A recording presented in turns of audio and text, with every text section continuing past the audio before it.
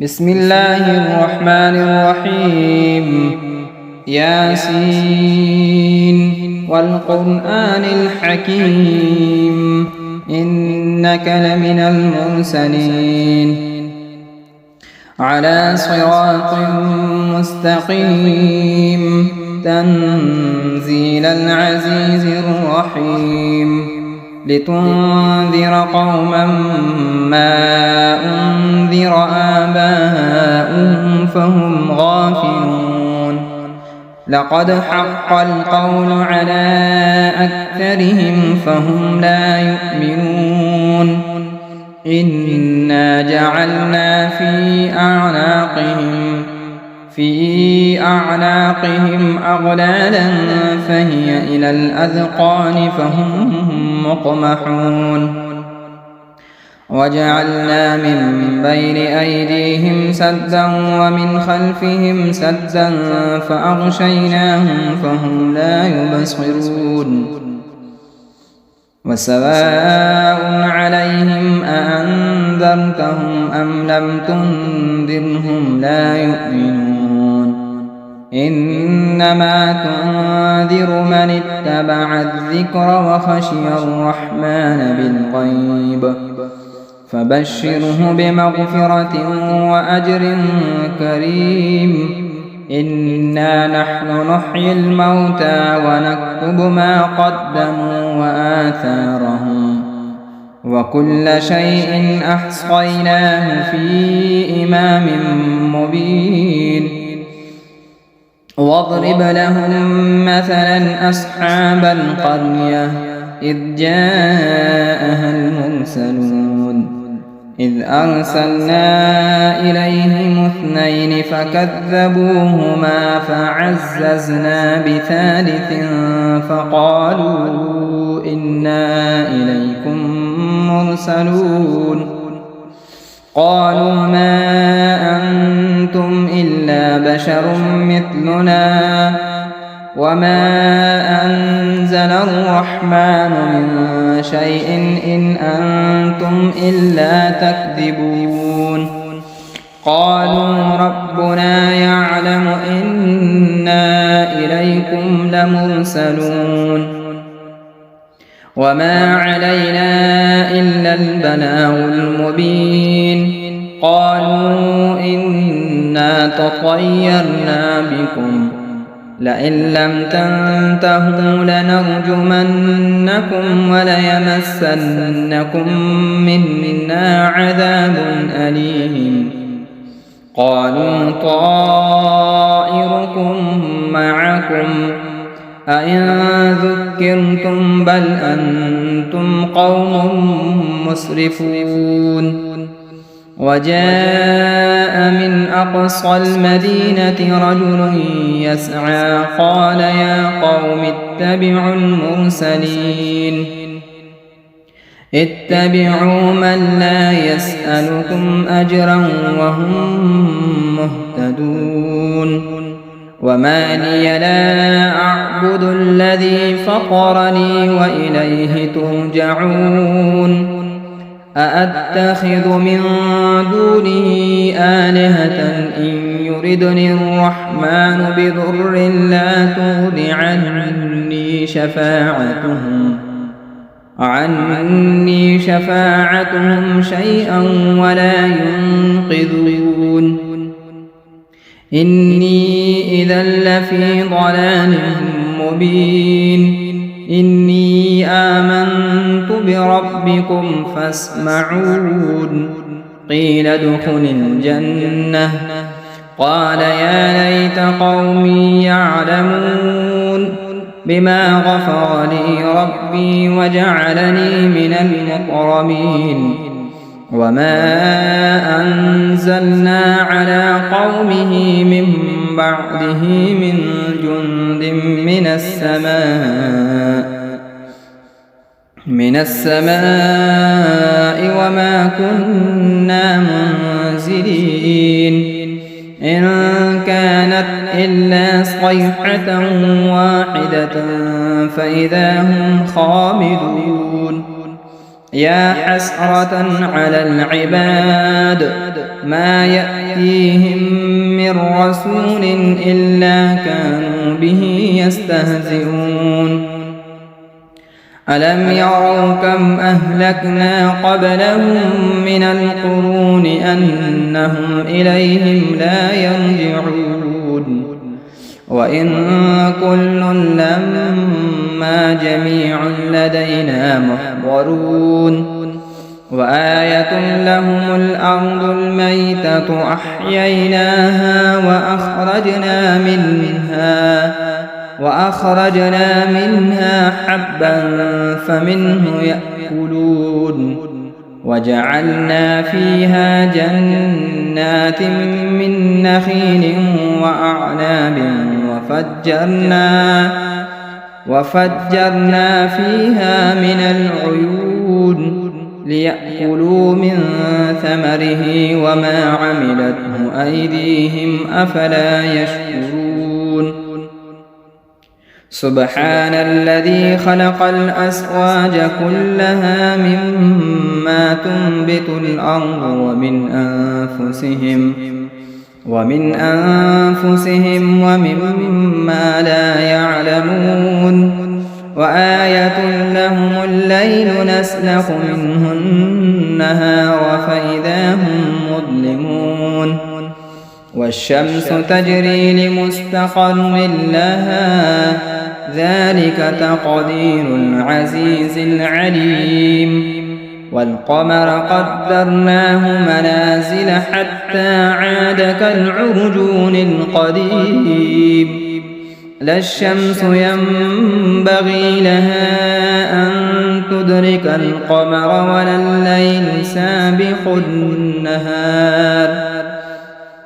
وكل في فلك يسبحون وآية لهم أنا حملنا ذريتهم في الفلك المشحون وخلقنا لهم من مثله ما يركبون وإن نشأ نغرقهم فلا صريخ لهم ولا هم ينقذون إلا رحمة منا ومتاعا إلى حين وإذا قيل لهم اتقوا ما بين أيديكم وما خلفكم لعلكم ترحمون وما تأتيهم من آية من آيات ربهم إلا كانوا عنها معرضين وإذا قيل لهم أنفقوا مما رزقكم الله قال الذين كفروا للذين آمنوا أنطعم من لو يشاء الله أطعمه إن أنتم إلا في ضلال مبين ويقولون متى هذا الوعد إن كنتم صادقين ما ينظرون إلا صيحة واحدة تأخذهم وهم يخصمون فلا يستطيعون توصية ولا إلى أهلهم يرجعون ونفخ في الصور فإذا هم من الأجداث إلى ربهم ينسلون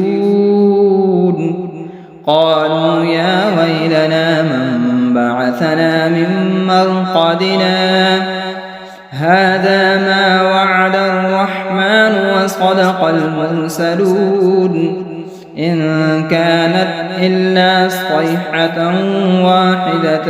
فإذا هم جميع لدينا محضرون فاليوم لا تظلم نفس شيئا ولا تجزون إلا ما كنتم تعملون إن أصحاب الجنة اليوم في شغل فاكهون هم وأزواجهم في ظلال على الأرائك متكئون لهم فيها فاكهة ولهم ما يدعون سلام قولا من رب رحيم وامتازوا اليوم أيها المجرمون ألم أعهد إليكم يا بني آدم ألا تعبدوا الشيطان إنه لكم عدو مبين وأن اعبدوني هذا صراط مستقيم ولقد أضل منكم جبلا كثيرا أفلم تكونوا تعقلون هذه جهنم التي كنتم توعدون اصلوها اليوم بما كنتم تكفرون اليوم نختم على أفواههم وتكلمنا أيديهم وتشهد أرجلهم بما كانوا يكسبون ولو نشاء لطمسنا على أعينهم فاستبقوا الصراط فأنى يبصرون ولو نشاء لمسخناهم على مكانتهم فما استطاعوا مضيا ولا يرجعون ومن نعمره ننكسه في الخلق أفلا يعقلون وما علمناه الشعر وما ينبغي له إن هو إلا ذكر وقرآن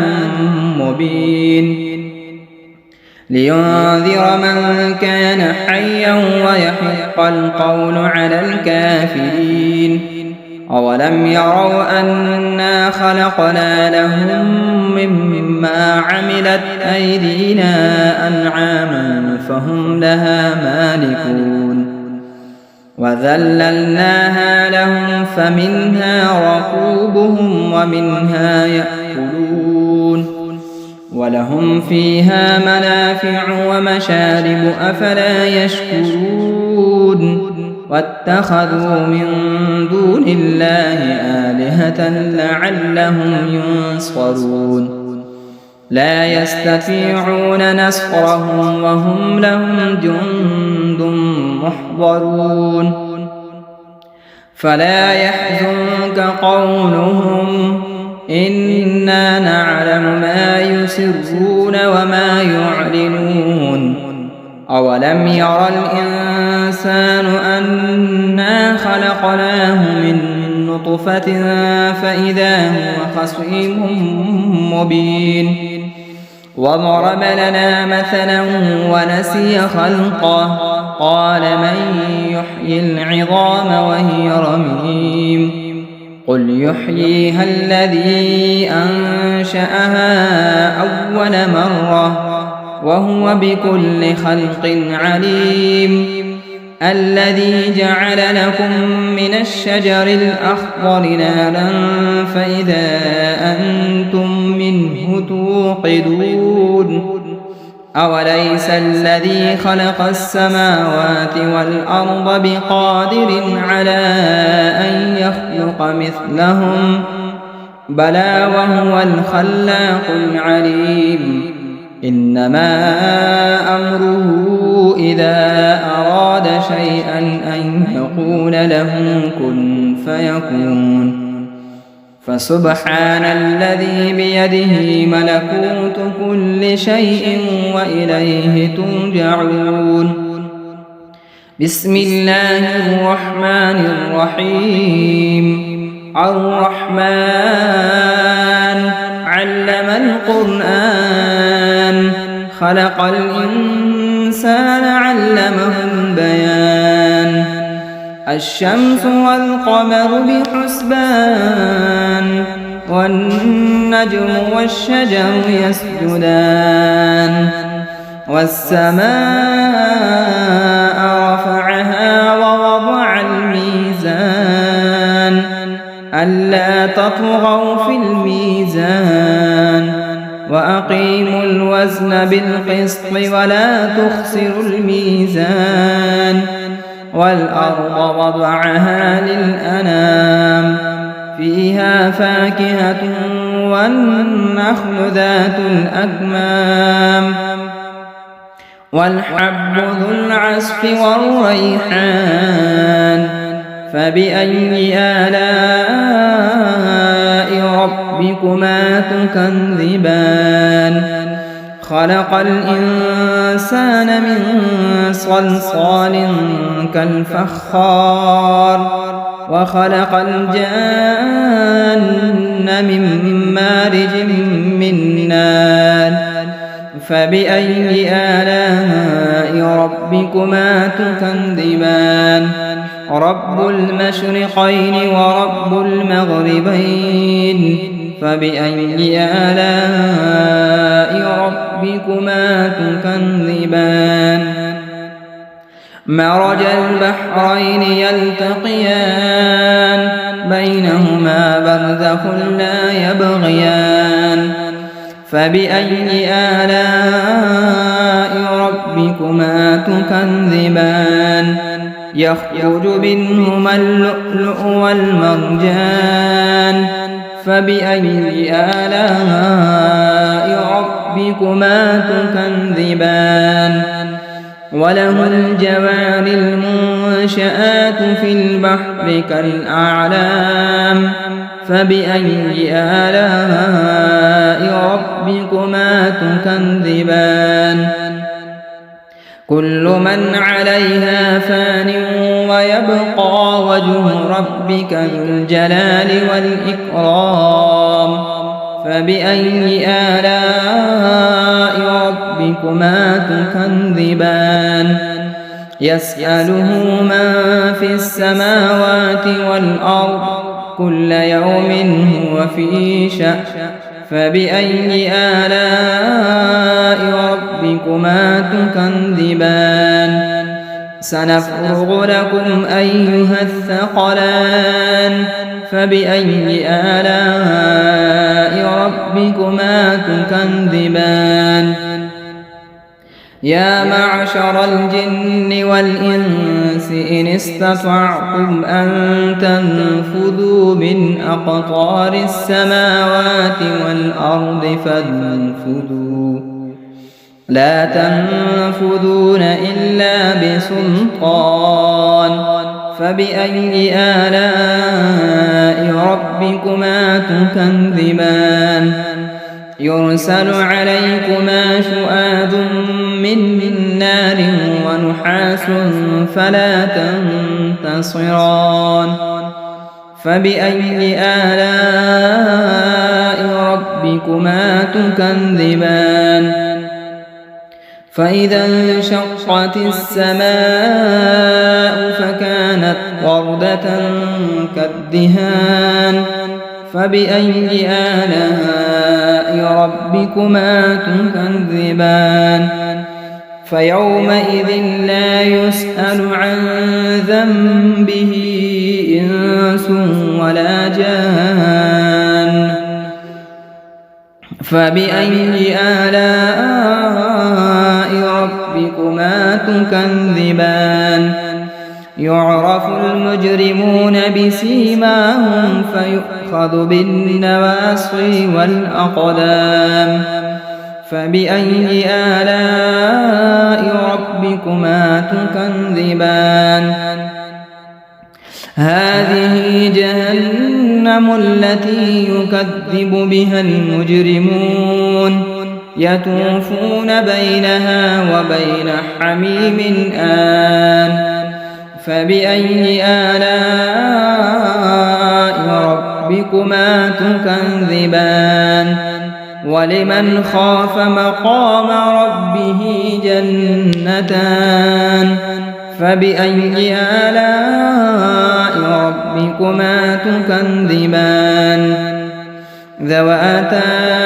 أفنان فبأي آلاء ربكما تكذبان فيهما عينان تجريان فبأي آلاء ربكما تكذبان فيهما من كل فاكهة زوجان فبأي آلاء ربكما تكذبان متكئين على فرش بطائنها من استبرق وجنى الجنتين دان فبأي آلاء ربكما تكذبان فيهن قاصرات الطرف لم يطمثهن إنس قبلهم ولا جان فبأي آلاء ربكما تكذبان كأنهن الياقوت والمرجان فبأي آلاء ربكما تكذبان هل جزاء الإحسان إلا الإحسان فبأي آلاء ربكما تكذبان ومن دونهما جنتان فبأي آلاء ربكما تكذبان مدهامتان فبأي آلاء ربكما تكذبان فيهما عينان نضاختان فبأي آلاء ربكما تكذبان فيهما فاكهة ونخل ورمان فبأي آلاء ربكما تكذبان فيهن خيرات حسان فبأي آلاء ربكما تكذبان حور مقصورات في الخيام فبأي آلاء ربكما تكذبان لم يطمثهن إنس قبلهم ولا جان فبأي آلاء ربكما تكذبان متكئين على رفرف خضر وعبقري حسان فبأي آلاء ربكما تكذبان تبارك اسم ربك ذي الجلال والإكرام بسم الله الرحمن الرحيم إذا وقعت الواقعة ليس لوقعتها كاذبة خافضة رافعة إذا رجت الأرض رجا وبست الجبال بسا فكانت هباء منبثا وكنتم أزواجا ثلاثا فأصحاب الميمنة ما أصحاب الميمنة وأصحاب المشأمة ما أصحاب المشأمة والسابقون السابقون أولئك المقربون في جنات النعيم ثلة من الأولين وقليل من الآخرين على سرر موضونة متكئين عليها متقابلين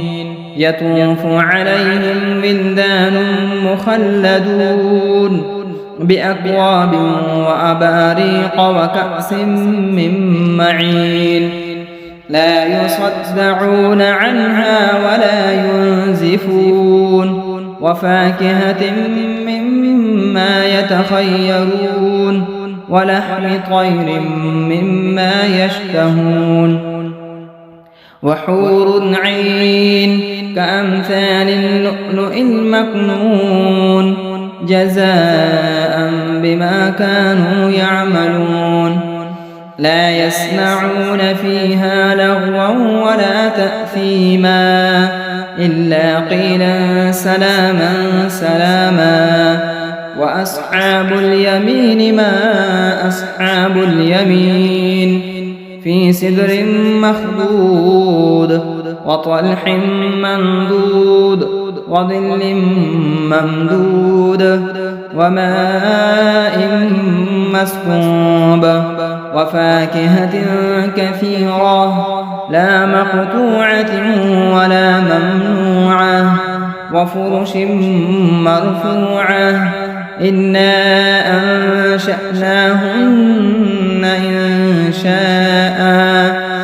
فجعلناهن أبكارا عربا أترابا لأصحاب اليمين ثلة من الأولين وثلة من الآخرين وأصحاب الشمال ما أصحاب الشمال في سموم وحميم وظل من يحموم لا بارد ولا كريم إنهم كانوا قبل ذلك مترفين وكانوا يصرون على الحنث العظيم وكانوا يقولون أئذا متنا وكنا ترابا وعظاما أئنا لمبعوثون أو آباؤنا الأولون قل إن الأولين والآخرين لمجموعون إلى ميقات يوم معلوم ثم إنكم أيها الضالون المكذبون لآكلون من شجر من زقوم فمالئون منها البطون فشاربون عليه من الحميم فشاربون شرب الهيم هذا نزلهم يوم الدين نحن خلقناكم فلولا تصدقون أفرأيتم ما تمنون أأنتم تخلقونه أم نحن الخالقون نحن قدرنا بينكم الموت وما نحن بمسبوقين على أن نبدل أمثالكم وننشئكم فيما لا تعلمون ولقد علمتم النشأة الأولى فلولا تذكرون أفرأيتم ما تحرثون أأنتم تزرعونه أم نحن الزارعون لو نشاء لجعلناه حطاما فظلتم تفكهون إنا لمغرمون بل نحن محرومون أفرأيتم الماء الذي تشربون أأنتم أنزلتموه من المزن أم نحن المنزلون لو نشاء جعلناه أجاجا فلولا تشكرون أفرأيتم النار التي تورون أأنتم أنشأتم شجرتها أم نحن المنشئون نحن جعلناها تذكرة ومتاعا للمقوين فسبح باسم ربك العظيم فلا أقسم بمواقع النجوم وإنه لقسم لو تعلمون عظيم إنه لقرآن كريم في كتاب مكنون لا يمسه إلا المطهرون تنزيل من رب العالمين أفبهذا الحديث أنتم مدهنون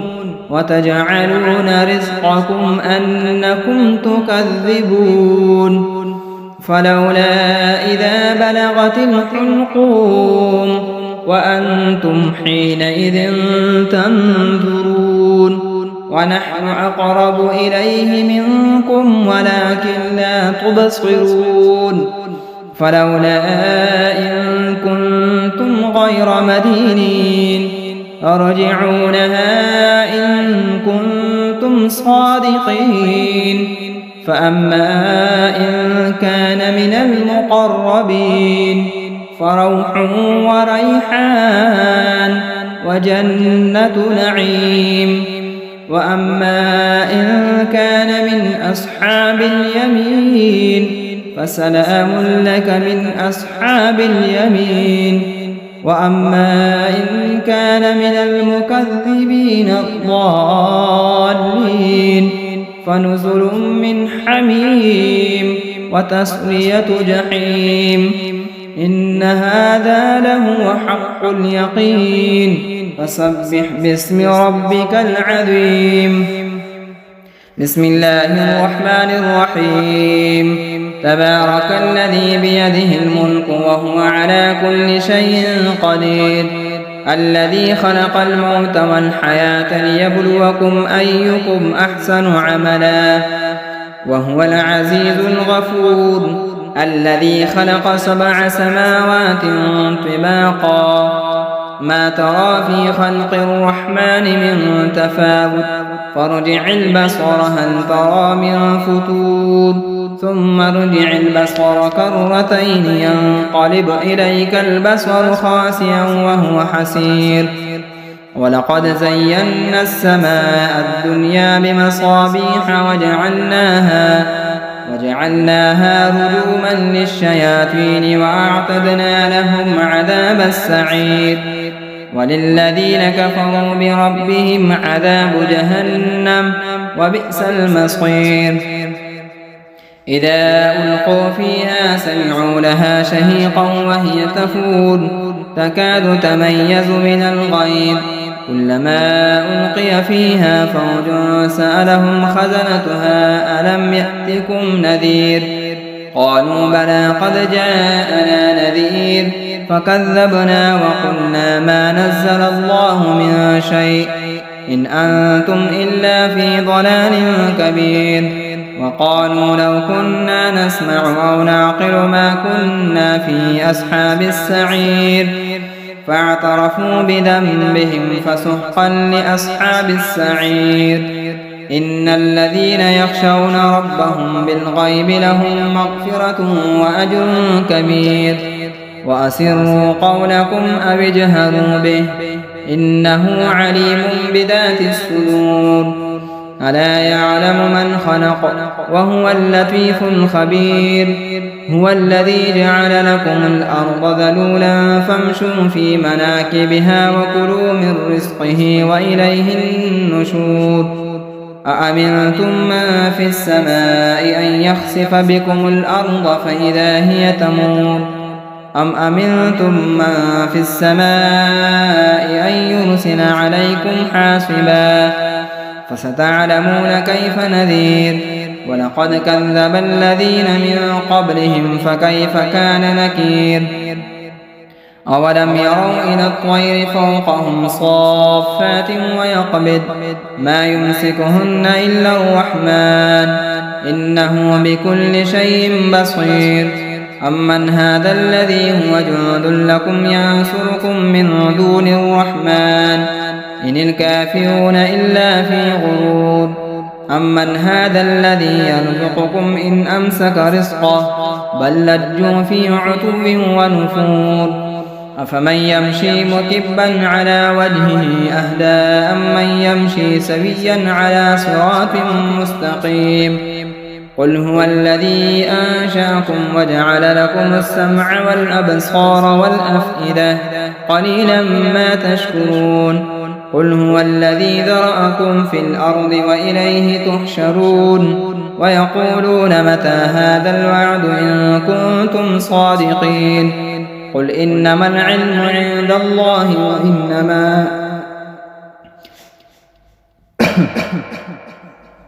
وإنما أنا نذير مبين فلما رأوه زلفة سيئت وجوه الذين كفروا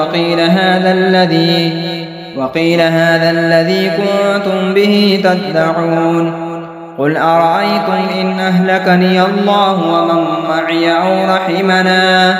فمن يجير الكافرين من عذاب أليم قل هو الرحمن آمنا به وعليه توكلنا فستعلمون من هو في ضلال مبين قل أرأيتم إن أصبح ماؤكم غورا فمن يأتيكم بماء معين صدق الله مولانا العظيم.